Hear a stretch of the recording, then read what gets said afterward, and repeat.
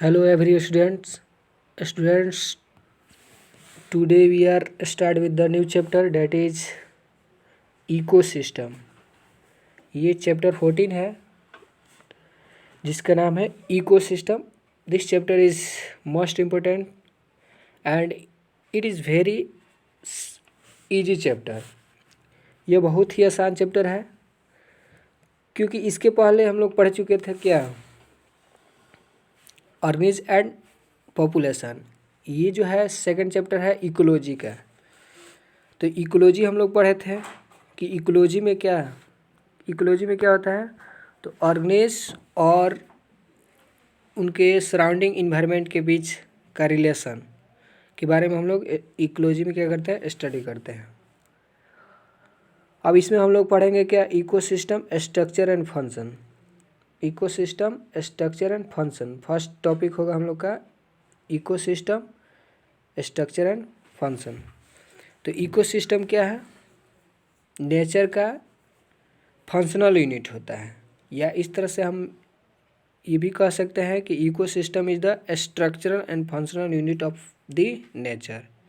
जिस तरह से सेल पढ़े होंगे आप लोग कि cell is the structural and functional unit of life, similarly ecosystem भी स्ट्रक्चरल और फंक्शनल यूनिट ऑफ लाइफ ना होकर नेचर होता है. यानी कि कोई भी इकोसिस्टम जो है एबायोटिक और बायोटिक दो ही कंपोनेंट से मिलकर बना हुआ है. तो एबायोटिक मीन्स होता है क्या, नॉन लिविंग. एबायोटिक मीन्स क्या होता है, नॉन लिविंग. और बायोटिक मीन्स क्या होता है, लिविंग. बायोटिक मीन्स क्या होता है, लिविंग. तो लास्ट चैप्टर में आप पढ़े होंगे एबायोटिक फैक्टर. तो एबायोटिक फैक्टर में क्या था, टेम्परेचर, सॉइल, सनलाइट, वाटर. ठीक है, ये क्या है, एबायोटिक फैक्टर है. इसमें एयर भी हम लोग एबायोटिक फैक्टर में ले सकते हैं. और ये है बायोटिक. बायोटिक में मेनली आता है प्लांट्स, एनिमल्स और माइक्रोब्स. ठीक है, प्लांट्स, एनिमल्स और माइक्रोब्स. तो बायोटिक का मतलब होता है लिविंग. तो इकोसिस्टम यानी abiotic plus biotic equal to क्या होता है, इकोसिस्टम. कोई भी इकोसिस्टम जो है यही दो कंपोनेंट से मिलकर बना होता है. ठीक है, तो हम लोग का फर्स्ट टॉपिक होगा इकोसिस्टम स्ट्रक्चर एंड फंक्शन, जिसमें हम लोग पढ़ेंगे क्या, प्रोड्यूसर के बारे में पढ़ेंगे, कंज्यूमर के बारे में पढ़ेंगे. जो कि ग्रीन प्लांट्स, जितने भी ग्रीन प्लांट्स होते हैं वो सब क्या होते हैं, प्रोड्यूसर होते हैं. फिर कंज्यूमर, ठीक है, हर्बीवोरस, कार्निवोरस, ये सब क्या होते हैं, कंज्यूमर होते हैं. यानी कंज्यूमर भी कई प्रकार के होते हैं. जैसे मानते हैं primary consumer, secondary consumer, tertiary consumer, उसी को टॉप कंज्यूमर भी कहते हैं. ठीक है, तो मेनली कंज्यूमर 3 प्रकार के होते हैं. ठीक है, उसके बाद से डिकम्पोजर. तो यहाँ पे हम लोग डिकम्पोजर में फंजाई और बैक्टीरिया आते हैं. प्रोडक्टिविटी पढ़ेंगे. नेक्स्ट टॉपिक हम लोग का होगा क्या, प्रोडक्टिविटी. तो प्रोडक्टिविटी में मेनली क्या होते हैं, प्लांट्स. ठीक है, तो इसमें हम लोग gross primary productivity, net primary productivity. ठीक है, तो ग्रॉस प्राइमरी प्रोडक्टिविटी में से हम लोग क्या करते हैं, रिस्पायरेशन को माइनस कर देते हैं, तो नेट प्राइमरी प्रोडक्टिविटी आ जाता है. और फिर डिकम्पोजिशन पढ़ेंगे, जो कि बैक्टीरिया फंजाई करते हैं. फिर एनर्जी का फ्लो होता है. ठीक है, एनर्जी जो है one trophic level to next trophic level जो है ट्रांसफ़र होता है, वो भी 10% ही ट्रांसफ़र होता है. 90% कंज्यूम कर लिया जाता है, 10% ट्रांसफ़र. तो इसके बारे में हम लोग डिटेल में आगे पढ़ेंगे. फिर इकोलॉजिकल पिरामिड पढ़ेंगे, इकोलॉजिकल सक्सेशन पढ़ेंगे, जिसमें प्राइमरी सक्सेशन, सेकेंडरी सक्सेशन पढ़ेंगे. न्यूट्रिएंट साइकिलिंग पढ़ेंगे, न्यूट्रिएंट या मिनरल का साइकिल कैसे चलता है. ठीक है, तो इसमें क्या होता है, प्रोड्यूसर होते हैं, न्यूट्रिएंट साइकिल प्रोड्यूसर होते हैं, फिर कंज्यूमर होते हैं, फिर क्या होता है, डिकम्पोजर होते हैं. तो इस तरह से क्या होता है, साइकिल चलता रहता है. तो प्रोड्यूसर को कौन खाता है, कंज्यूमर. ठीक है, कंज्यूमर जब मर जाता है तो उसको डिकम्पोज करने का काम डिकम्पोजर करते हैं. और फिर डिकम्पोजर से वो बैक में प्लांट क्या कर लेते हैं, उसको एब्जॉर्ब कर लेते हैं. तो इस तरह से न्यूट्रिएंट साइकिल या मिनरल साइकिल चलता है. फिर इकोसिस्टम सर्विस हम लोग पढ़ेंगे, लास्ट टॉपिक होगा. अब रहा बात इकोसिस्टम टर्म किसने दिया था, तो हाल ही में इकोसिस्टम टर्म जो है एजी टेंसले, क्या नाम था साइंटिस्ट का, ए जी टेंसले. ये कब दिए थे, तो 1935. में एजी टेंसले ने इकोसिस्टम टर्म दिया था। और इकोसिस्टम अब हम लोग यहाँ पे स्टार्ट करते हैं चैप्टर स्टार्ट करते हैं। तो कह रहा है कि an ecosystem can be visualise as a functional unit of nature where living organisms interact among themself and also with the surrounding physical environment. यानी कि एक इकोसिस्टम नेचर की फंक्शनल यूनिट के रूप में देखा जाता है। एक इकोसिस्टम को नेचर के फंक्शनल यूनिट के रूप में देखा जाता है, जहाँ पे लिविंग ऑर्गेनिज अपने आप और अपने आसपास के फिजिकल इन्वायरमेंट के साथ इंटरेक्ट करते हैं, यानी कि क्रिया करते हैं, यानी कि एक दूसरे के साथ संबंध रखते हैं, यानी कि लिविंग और नॉन लिविंग के बीच का इंटरेक्शन ही क्या होता है, इकोसिस्टम। इकोसिस्टम कह रहा है कि साइज में बहुत ज़्यादा वैरी करता रहता है, यानी कि इकोसिस्टम बड़ा भी होता है, इकोसिस्टम क्या होता है, छोटा भी होता है। जैसे मानते हैं कि एक छोटा इकोसिस्टम लेते हैं, पॉन्ड क्या है, एक छोटा इकोसिस्टम है। और फॉरेस्ट या सी या ओशियन, ये क्या है, बड़ा इकोसिस्टम है। तो यहाँ पे इकोसिस्टम का साइज क्या हुआ, बहुत ज़्यादा वेरी किया, छोटा बड़ा, ठीक है। तो अब आगे कह रहा है कि many ecologist regard the entire biosphere as a global ecosystem. कई इकोलॉजिस्ट जो है ना, वो बायोस्फीयर में इसे ग्लोबल इकोसिस्टम के रूप में मानते हैं। बहुत से इकोलॉजिस्ट ऐसे हैं जो पूरे बायोस्फीयर में इसको क्या मानते हैं, एक ग्लोबल इकोसिस्टम के रूप में देखते हैं। और जिसमें क्या होता है कि पृथ्वी पर सभी इकोसिस्टम आ जाते हैं, जिसके अंतर्गत पृथ्वी के सभी इकोसिस्टम आ जाते हैं। अब फिर आगे कह रहा है कि चूँकि यह सिस्टम क्या होता है, बहुत ही बड़ा होता है और बहुत ही क्या होता है, कॉम्प्लेक्स होता है। और इसको हम लोग सुविधा के लिए, ताकि अच्छा से हम लोग अध्ययन कर सकें, सुविधाजनक अध्ययन बनाने के लिए इस इकोसिस्टम को दो कैटेगरी में डिवाइड किया गया है, या दो भाग में बांटा गया है, जिसका नाम है टेरेस्ट्रियल और एक्वेटिक। तो टेरेस्ट्रियल को हम लोग लैंड इकोसिस्टम भी बोल सकते हैं और एक्वेटिक को आप वाटर इकोसिस्टम भी बोल सकते हैं। तो टेरेस्ट्रियल यानी कि ये ecosystem it occurs on the land, और aquatic it occurs in water. ये वाटर में पाया जाता है एक्वेटिक, इसीलिए इसको एक वाटर इकोसिस्टम भी कह सकते हैं। और टेरेस्ट्रियल जो लैंड पे होता है इसको लैंड इकोसिस्टम भी कह सकते हैं। तो लैंड पे कौन कौन इकोसिस्टम होते हैं, तो forest ecosystem, grassland ecosystem, desert ecosystem, ये जो है क्या है, टेरेस्ट्रियल इकोसिस्टम के एग्जाम्पल हैं। फिर एक्वेटिक इकोसिस्टम में क्या आते हैं, पॉन्ड, लेक, वेटलैंड, यानी कि वेटलैंड का मतलब होता है नमी वाला भूमि, जैसे मानते हैं कि कहीं कहीं पे गड्ढा हो जाता है ज़मीन पे, ठीक है, या रिवर हो गया, स्टेरियज हो गया, ठीक है। तो ये सब क्या है, तो एक्वेटिक इकोसिस्टम के एग्जाम्पल हैं, ठीक है। और तो कुछ इकोसिस्टम नेचुरल होते हैं और कुछ क्या होते हैं, आर्टिफिशियल भी होते हैं। तो ये तो नेचुरल इकोसिस्टम हो गया, जैसे मानते हैं कि फॉरेस्ट हो गया, ग्रासलैंड हो गया, डेजर्ट हो गया, रिवर हो गया, ओशियन हो गया, पॉन्ड हो गया, लेक हो गया, स्ट्रीम हो गया, ये सब क्या है, तो नेचुरल इकोसिस्टम है। अभी कुछ आर्टिफिशियल, यानी कि इसको मैन मेड इकोसिस्टम भी कहते हैं या सिंथेटिक इकोसिस्टम भी कहेंगे, ठीक है। तो ये भी मतलब मैन मेड इकोसिस्टम भी दो होते हैं, एक होते हैं टेरेस्ट्रियल और एक एक्वेटिक। जैसे मानते हैं क्रॉप फील्ड जो हो गया क्या है, मैन मेड इकोसिस्टम है, बट क्या है, ये टेरेस्ट्रियल है, टेरेस्ट्रियल इकोसिस्टम है। और एक्वेरियम जो कि हम अपने घर में रखते हैं, ठीक है, जल जीवशाला जिसको बोलते हैं, जो हम अपने घर में रखते हैं शोभा बढ़ाने के लिए, जिसमें मछली रहती है, तो वो भी एक तरह का क्या है, मैन मेड इकोसिस्टम है, लेकिन एक्वेटिक है।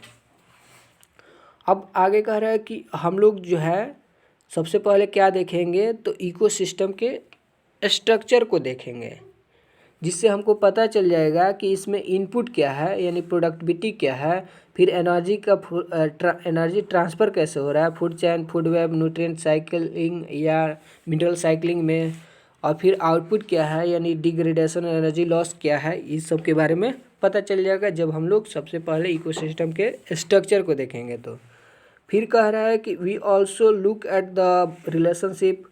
अब हम लोग ये भी देखेंगे कि cycle, food chain, food web, nutrient cycle या मिनरल साइकिल के बीच रिलेशन क्या है, इसे भी देखेंगे। और that are create as result of this energy flow within ecosystem. ठीक है, साथ ही हम क्या करेंगे, जो कि इकोसिस्टम के अंदर और इनके इंटर रिलेशनशिप के बीच एनर्जी का फ्लो होने से होने के परिणाम स्वरूप ये क्या होते हैं, क्रिएट होते हैं। ठीक है, यानी कि हम लोग क्या करेंगे, we will also look at the relationship, यानी हम लोग जो है क्या करेंगे, तो साइकिल, चैन, वेव के बीच क्या रिलेशन है इसको देखेंगे। और इसी के परिणाम स्वरूप क्या होता है, एनर्जी का फ्लो इकोसिस्टम में होता है।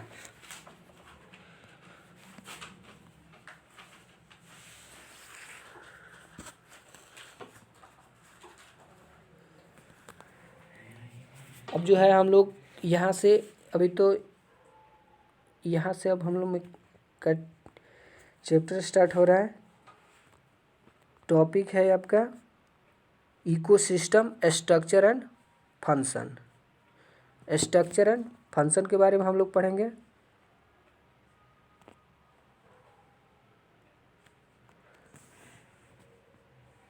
तो चलिए अब हम लोग स्टार्ट करते हैं। यहाँ पे कह रहा है कि चैप्टर 13 में आप देख चुके हैं बहुत से कंपोनेंट को, यानी चैप्टर 13 में आप इन्वायरमेंट के बहुत से कंपोनेंट को देख चुके हैं। उसमें से है क्या, एबायोटिक और बायोटिक। तो इकोसिस्टम स्ट्रक्चर एंड फंक्शन, यहाँ से टॉपिक स्टार्ट होता है।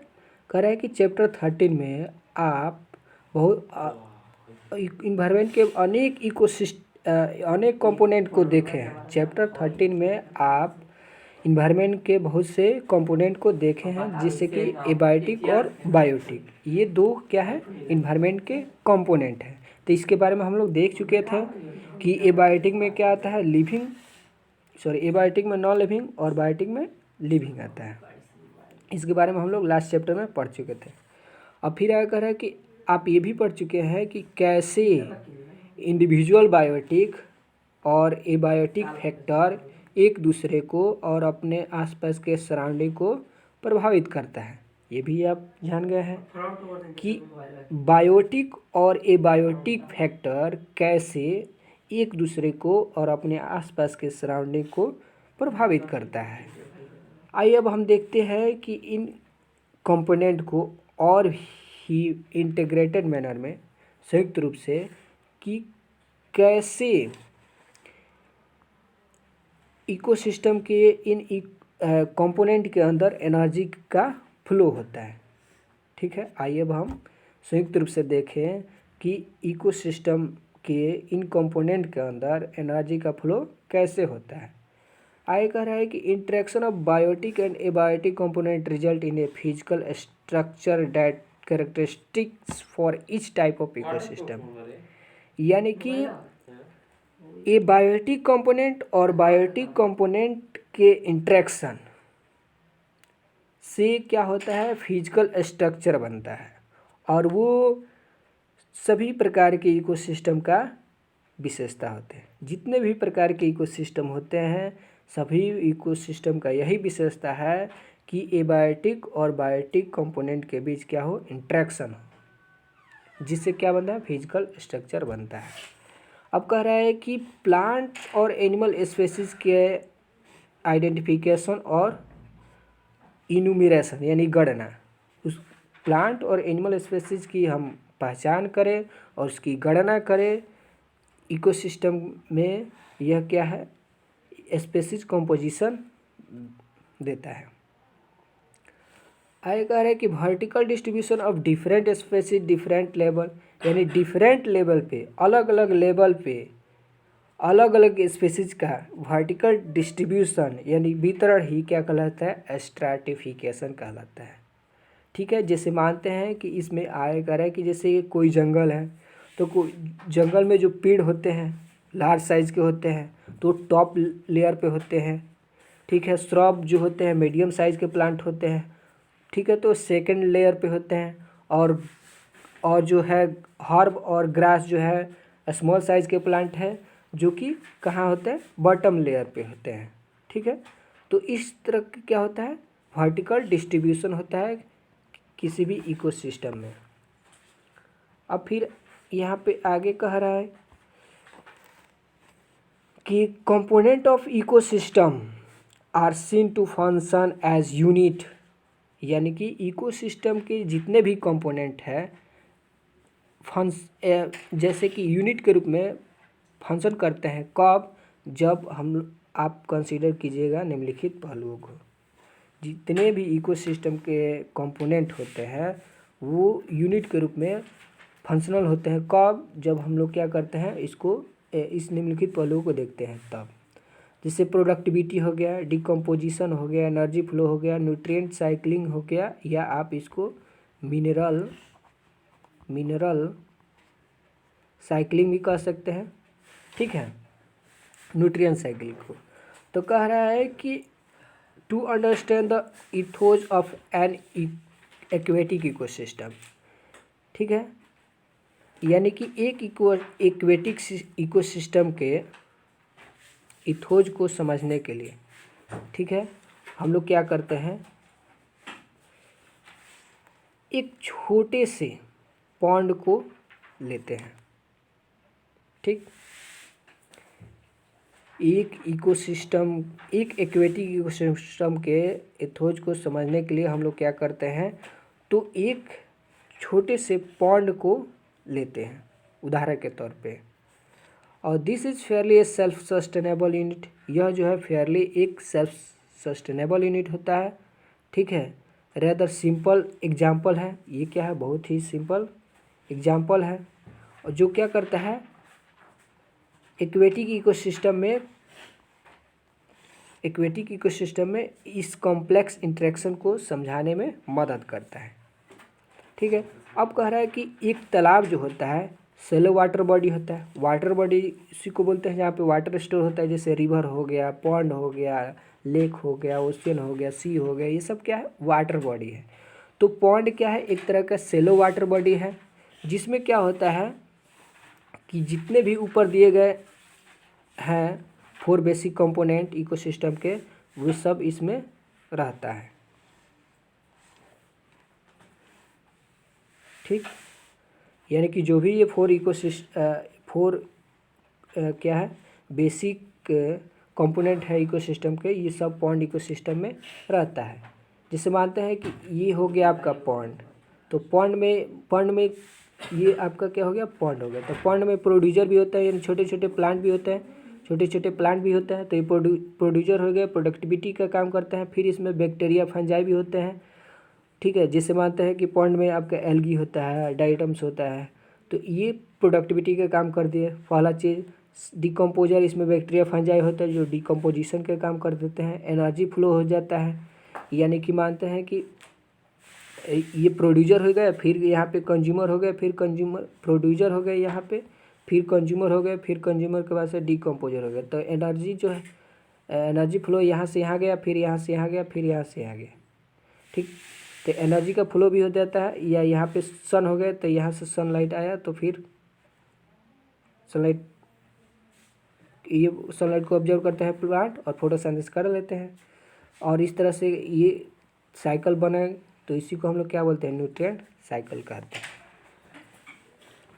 ठीक है, अब abiotic component is water. Water क्या है, एबायोटिक कंपोनेंट होता है। ठीक है, वाटर क्या है, एक तरह का एबायोटिक कंपोनेंट है जिसमें क्या होता है, डिजॉल्व इनऑर्गेनिक और ऑर्गेनिक सब्सटेंस होते हैं। और पॉन्ड के बॉटम पे क्या होते हैं, प्रचुर मात्रा में सॉइल डिपॉजिट होते हैं, जमा होते हैं। अब क्या होता है कि सोलर इनपुट होता है, सोलर आता है, टेम्परेचर का साइकिल चलता है, दिन रात होते रहता है। ठीक है, ये सभी फंक्शन को क्या करता है, ये सभी फंक्शन क्या होते हैं, पूरे पॉइंट में रेगुलेट होते रहते हैं। ठीक है, पूरे पॉइंट में क्या होते हैं, रेगुलेट होते रहते हैं।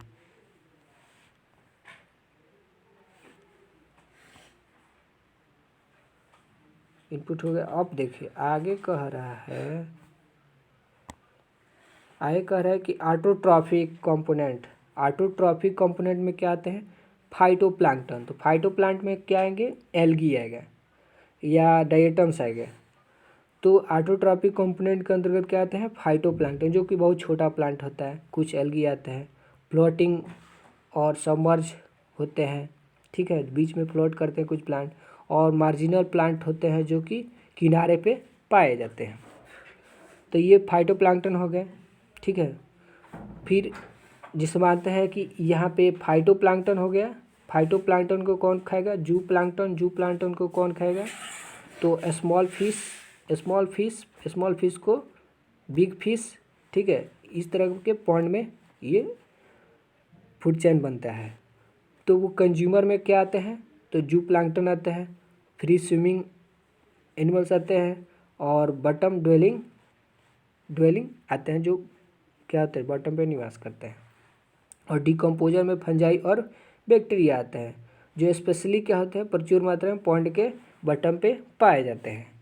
ये इकोसिस्टम जो है सभी फंक्शन को, यह सिस्टम जो है किसी भी इकोसिस्टम के सभी फंक्शन को क्या करता है, परफॉर्म करता है, जैसे कि बायोस्फीयर में होता है। और इसमें क्या होता है कि ऑर्गेनिक मैटर जो है, सॉरी इनऑर्गेनिक मटेरियल जो है ऑर्गेनिक में क्या होता है, कन्वर्ट हो जाता है। किसके मदद से, तो सन में पाए जाने वाले रेडिएंट एनर्जी के मदद से। और कौन करते हैं, तो ऑटोट्रॉपिक। और इस ऑटोट्रॉपिक को क्या किया जाता है, हेटेरोट्रॉपिक के द्वारा कंज्यूम कर लिया जाता है। ठीक है, और फिर कंज्यूम करने के बाद से डिकम्पोजिशन होता है, उसका मिनरलाइजेशन होता है डेड मैटर के रूप में, और फिर क्या होता है, ऑटोट्रॉपिक के द्वारा रीयूज कर लिया जाता है। तो इस तरह से साइकिल चलता रहता है। ठीक है, और ये प्रक्रिया बार बार होते रहती है। अब इसमें कह रहा है कि जो है एनर्जी का मूवमेंट जो होता है यूनी डायरेक्शन में होता है, वो भी हाई ट्रॉपिक लेवल की तरफ, यानी कि लो ट्रॉपिक लेवल से हाई ट्रॉपिक लेवल की तरफ, यानी कि एक ट्रॉपिक लेवल से, फर्स्ट ट्रॉपिक लेवल से सेकंड ट्रॉपिक लेवल, सेकंड से थर्ड, थर्ड से फोर्थ, और इसी तरह से एनर्जी का मूवमेंट होते रहता है यूनी डायरेक्शन में। और फिर इसके बाद से इन्वायरमेंट में क्या होता है, यह एनर्जी हीट के फॉर्म में लॉस हो जाती है। तो आज इतना ही, फिर अगले दिन हम लोग देखेंगे। Thanks for watching.